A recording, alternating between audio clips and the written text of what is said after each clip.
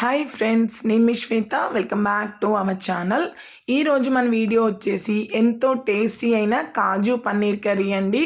ఇది అచ్చం డాబా లాంటి టేస్ట్తో చాలా ఈజీగా ఇంట్లోనే తయారు చేసుకోవచ్చు. ఈ పన్నీర్ కర్రీని మనం రైస్, రోటీ, బగారా దేంట్లోకైనా చాలా టేస్టీగా ఉంటుంది. మరి ఈ కర్రీని చాలా ఈజీగా ఎలా తయారు చేసుకోవాలో చూసేద్దాం రండి. దీనికోసం ముందుగా ఒక బాండీ తీసుకొని ఒక పావు నూనె వేసుకొని నూనె బాగా వేడెక్కిన తర్వాత 10 జీడిపప్పు పలుకులు, 3 ఇలాచి, 5 లవంగి, 2 ఇంచుల దాల్చిన చెక్క వేసుకోవాలి. దీంట్లోకి మీడియం సైజులో కట్ చేసుకున్న 3 టమాటా పండ్ల ముక్కల్ని వేసుకొని దాంట్లో ఒక హాఫ్ టేబుల్ స్పూన్ సాల్ట్ వేసుకోండి.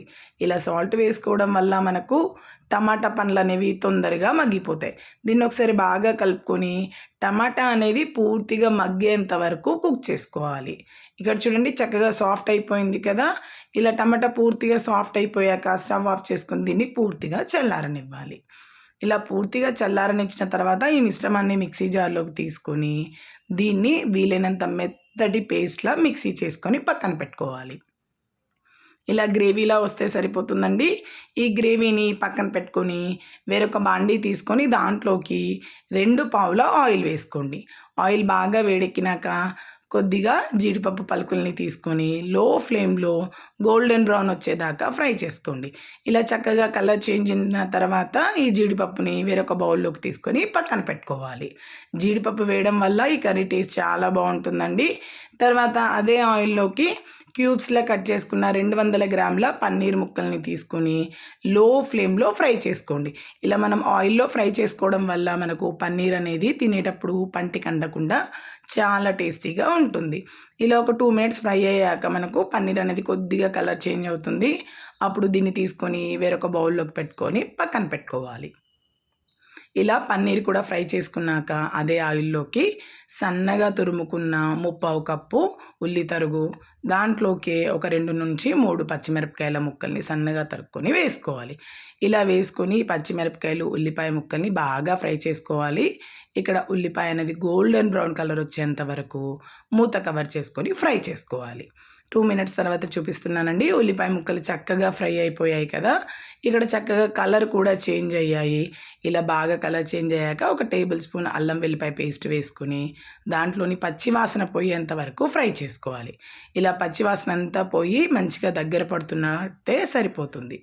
చూడండి, ఇక్కడ అల్లం వెల్లిపాయ పేస్ట్ బాగా ఫ్రై అయిపోయింది కదా. ఇప్పుడు ముందుగా మిక్సీ చేసి పెట్టుకున్న ప్యూరీని మొత్తం దీంట్లోకి వేసుకొని దీంట్లో పావు టేబుల్ స్పూన్ పసుపు, 1 టేబుల్ స్పూన్ కారం, 1 టేబుల్ స్పూన్ ధనియాల పౌడర్, 1 టేబుల్ స్పూన్ ఉప్పు, half table spoon garam masala వేసుకొని ఈ మసాలాలు అనేవి ప్యూరీతో పాటుగా లో ఫ్లేమ్లో 3 మినిట్స్ కుక్ చేసుకోవాలి.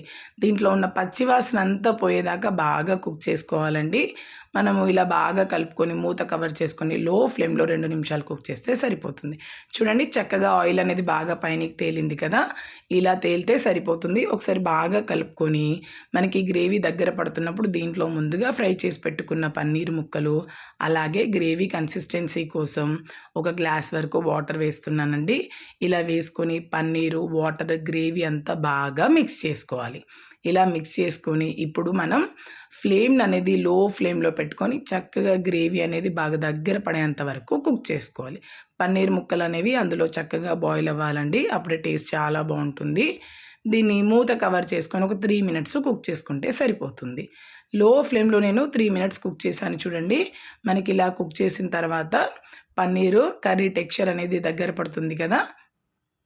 ఇలా దగ్గర పడుతున్నప్పుడు ఒకసారి బాగా కలుపుకొని దీంట్లోకి సన్నగా తురుముకున్న గుప్పెడు కొత్తిమీర, దాంట్లోకి కొద్దిగా కసూరి మేతిని ఇలా నలిపి వేసుకోండి. దాంట్లోకి మనం ముందుగా ఫ్రై చేసి పక్కన పెట్టుకున్న కాజు ముక్కల్ని కూడా వేసుకొని దీన్ని మీడియం ఫ్లేమ్లోకి అడ్జస్ట్ చేసుకొని ఒకసారి బాగా కలుపుకోండి.